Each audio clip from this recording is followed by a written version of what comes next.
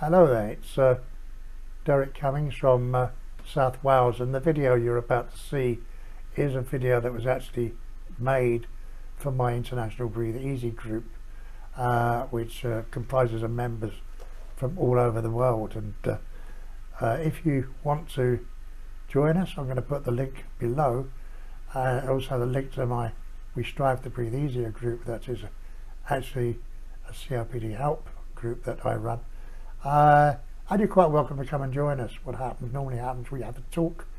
I will talk, or somebody else will talk, and then like at the end of this video we will have a discussion and we'll socialise amongst ourselves and we'll have a good laugh. And it's really, really great. We meet every 2 weeks at the moment, but it's going to be weekly as from September. As I say, you'll have me there, and we talk about all kinds of things and listen to any questions that you might have. I'm sure you will enjoy it. Enjoy the video, and I look forward to seeing you one day. Bye. Well, today I'm going to talk about the mind and how COPD affects us with our mind. And there's no doubt we've all had a tough time recently with COVID.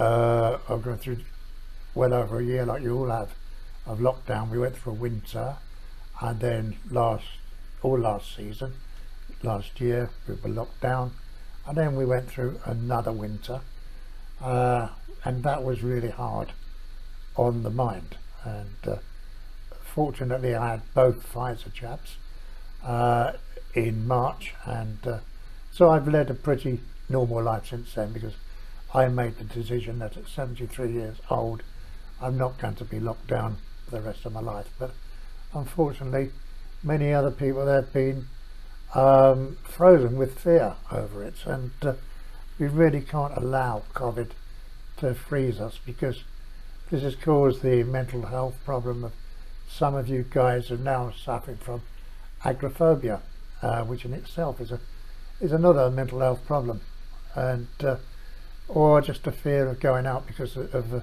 a fear of illness. And unfortunately, Project Fear, as I call it, is being ramped up here in the UK, because there's talk about an absolute epidemic of flu this season, which amazingly disappeared last year, and how bad it's going to be, and you know, God knows what they're going to do there. But this is paralysing other people as well, as to be afraid to go out, and we must overcome that. Personally, you all know that I actually suffer from very severe emphysema. I've had it for 34 years, and yet I do remain positive, and most of you will see me cheerful, and many say, you look good. And you know, some other people, it confuses them. They think, well, there can't be much wrong with him if he's that cheerful. Anybody that was having a tough time of it could not be cheerful. Surely they would be absolutely depressed and down. I'm sorry to disappoint those people, because yes, I do go through bad times. You don't see the bad times. I may go offline for a while, but Lynn sees the bad times when I'm struggling, when I have an exacerbation. And you know, I struggle to get dressed sometimes. I struggle to get undressed sometimes, get breathless. The shower can be quite a terrifying experience, as it is for many of you guys, although I do have to have one, to be fair to Lynn. But you know, what keeps me going is I'm cheerful, and I always think to myself, well, things can always be a lot worse. I could be told, you've got 6 months to live, you've got cancer. Isn't that worse than having COPD? Or I could have Parkinson's disease, which is a brutal disease that slowly gets worse progressively, like ours. To me, that would be worse than COPD. Or there could be another life-threatening illness. And as we get older, we all get our own crosses to bear. COPD happens to be mine. COPD happens to be many of you guys. So just look on the positive side of it, because you've got to be positive too and get on with life. Now, how does mental health affect us otherwise?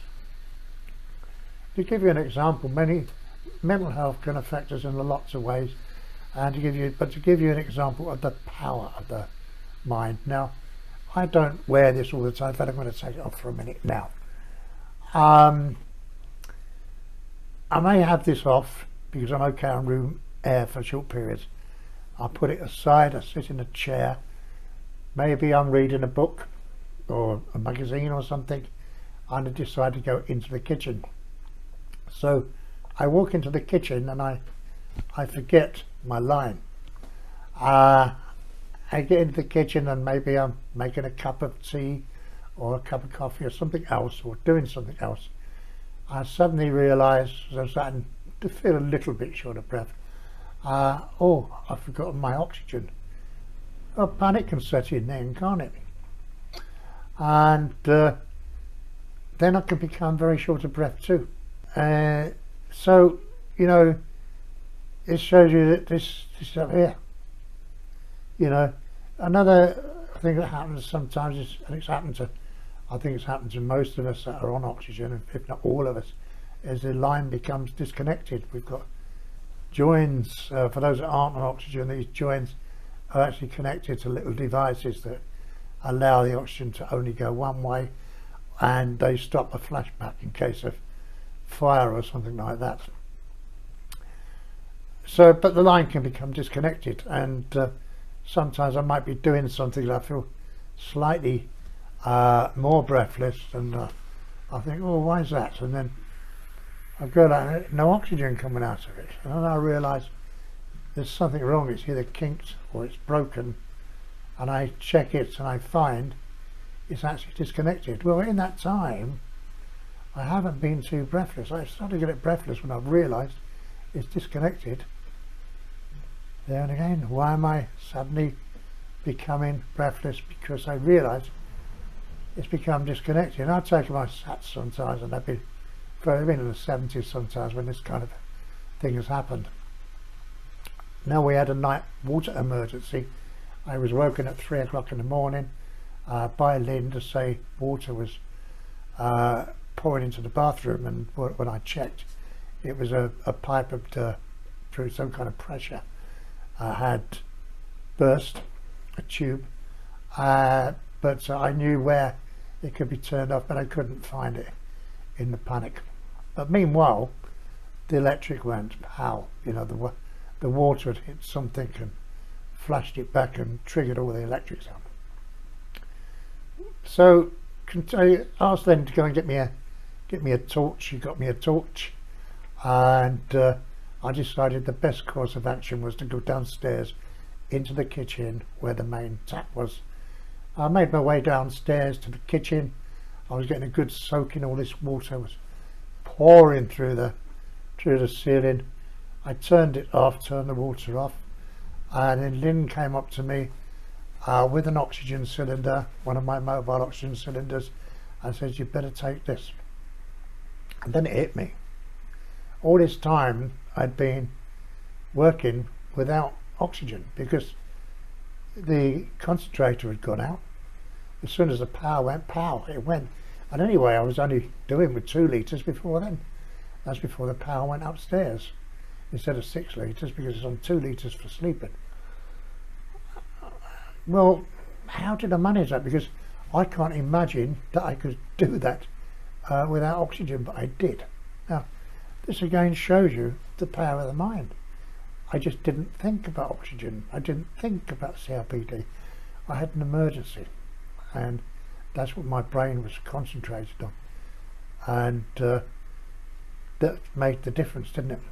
Anyway, another thing happened. You could wake up and expect to be breathless. How many of you guys do that? You wake up, you're laying on the pillow, and you're not looking forward to putting your feet on the floor because you think then starts another terrible day. I'm going to be breathless before I get to the bathroom, and then I'm going to have an awful day. Well, I'm sorry. What you've just done is you programmed your master. Well, you programmed your servant, should I say. Your servant will always obey you, If you tell it you're going to be breathless, it takes a note.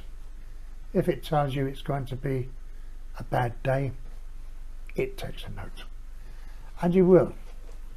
Why not start with a morning affirmation before you swing your feet onto the bed, saying to yourself, it's going to be quite good today. I'm not going to get very breathless at all going to the bathroom, and I'm going to feel good today. I'm going to enjoy it. Yeah, well, you've just told your faithful servant, and your faithful servant will actually obey you. I woke up this morning and I told myself, go into the bathroom, I'm not going to be too breathless. I wasn't. I told myself I'm going to get things done early. I've got this video done early, and I've done it. You can create your own life. You can tell your servants that you feel great, that breathing is great, and it's important to tell your mind what to do. Another thing that I find is deep breathing is really, really a great help. Many of us that do Qigong, like me, we learn about deep breathing there, and deep breathing is not like breathing into your chest, it's breathing slowly and deliberately into your belly, so your belly rises, and you can imagine your breath going down and your belly rising, and slowly you breathe out with pursed lip breathing for twice as long as you breathed in. Now when I do that deliberately, my atrial fibrillation, because many of us with COPD have atrial fibrillation as a missed heartbeats, that stops, and I've got no atrial fibrillation at all. My blood pressure drops, and many of us with COPD have blood pressure. Many of us overbreathe, and overbreathing is really a problem, because that in itself invites health issues. We need to slow down our breathing. Another way that's looking at mental health is the story of an old Indian woman, and the woman, she had a very big family.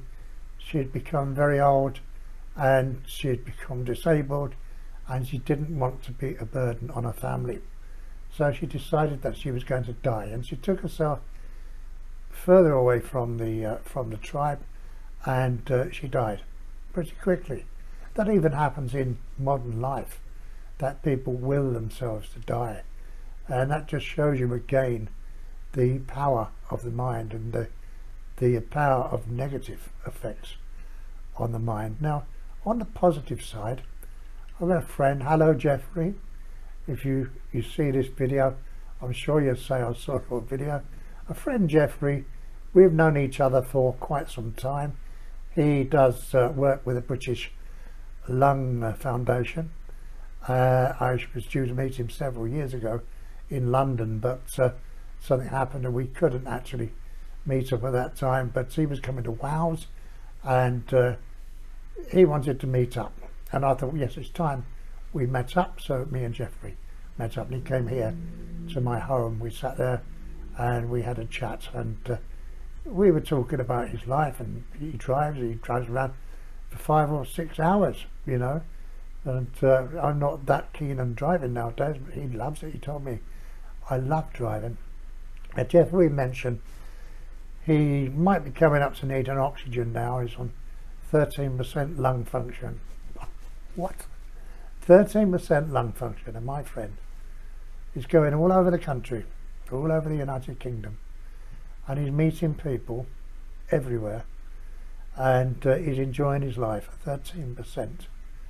Just get your mind around that. He's as positive as me though. He gets exacerbations, and he gets quite a few bad ones as well, but he always pops up again and is back to travelling, and he's back to enjoying life. Now that's being positive. If he wasn't positive, then how long would he live? I know somebody else who's on oxygen that's got 16%. Exactly the same, getting on with life, enjoying life. I know many people with very low FEBs. The one thing they've got in common is they've all got positive attitudes, because It's positive attitudes that keep them going. In fact, I would go as far to say that anybody with that low, well, nobody gets that far, or that no one survives long enough with very low FEV if they don't have a positive attitude, because the mind do the old Indian woman trick. They decide enough's enough. So you can actually have a great determination on your life, how long you're going to survive, because our minds do play tricks on us. And sometimes our mind will go by past experience, shortness of breath, doing something in the past. Maybe, and as an example, you water the plants, and while watering the plants you have a particularly bad session. You'll get short of breath for whatever reason doing the plants. So next time you go to do the plants, next time you go to water the plants, you will think, oh, I've obviously got very, very much worse. So because I was short of breath last time, and I'm not looking forward to this because I'm going to get short of breath again. Well, you programmed the master. You told the master you're going to get short of breath doing it, and you will get short of breath. What you should do is you should have an affirmation before that you got short of breath last time. You were just having a bad time. Nothing's got worse. You know, maybe the weather was too hot. Maybe there was a storm coming in, but for whatever reason, you know, this was just a one-off, and you'll be okay this time. And the master has been told, or the obedient servant, should I say, has been told, and you won't be short of breath the next time. You've got to train the mind, and you've got to stop letting the mind overrule you, because you'll be surprised how much your mind can actually affect you. The best way is to be positive, and what can help you is meditation and mindfulness. I enjoy mindfulness with Qigong, and I'm sure that many of you guys here at International Breathe Easy that also do Qigong do the same, just breathing exercises. They are immensely relaxing, believe it or not. Meditation, that's another great thing. But whether it's meditation or whether it's mindfulness, the difference with mindfulness is with mindfulness you're in the now. You just concentrate on the now. I think the thing is with mindfulness or meditation, it's all done to music, which is very immensely relaxing. Don't put pop music on though. Don't put beat music on. I like beat music. I play it loud sometimes because it gets me in the mood. You know, I'm really a young person at heart, and I think most of us 70-year-olds probably are, with young person breaking to come out. But do some mindfulness. If you don't know too much about it, Google it. I may do a video on it one day, mindfulness and meditation. Google it and have a go. Get an app to go onto your mobile phone. You will actually enjoy it, I'm sure. Let me know how you get on with that one. But also remember that you're likely to die. You're more likely to die with COPD than because of COPD. And research has shown, and I do a lot of research, the majority of COPD patients die in their 80s. I was shocked, to be honest, because we all know somebody that has died of COPD with an exacerbation. We all know that, but what we quite often don't see is the people that live into the 80s. In my group, I've got very, very many. I've got 15, there's over 1,500 members on We Strive to Breathe Easier. Yes, we do lose some every year, but what you've got to think is we're all old. The majority of us are old. And many, they die of other things. Very few actually die of COPD, and there's quite a few in their 80s. You know, they keep going. But by being positive, that is the key to a long life. To be positive, to eat well, and if you can get enough sleep. I know sleep is a problem. It is for me. I only sleep 5.5, 6 hours a night, and I know some of you actually sleep for less than that. But be positive and eat well. And if you're on oxygen, use your oxygen. If you're bronchial, get bronchitis and emphysema, as I do, or bronchiolitis, then use something like an Arabica or draining exercises to get the horrible stuff off your chest and breathe easier and be positive. Anyway, that's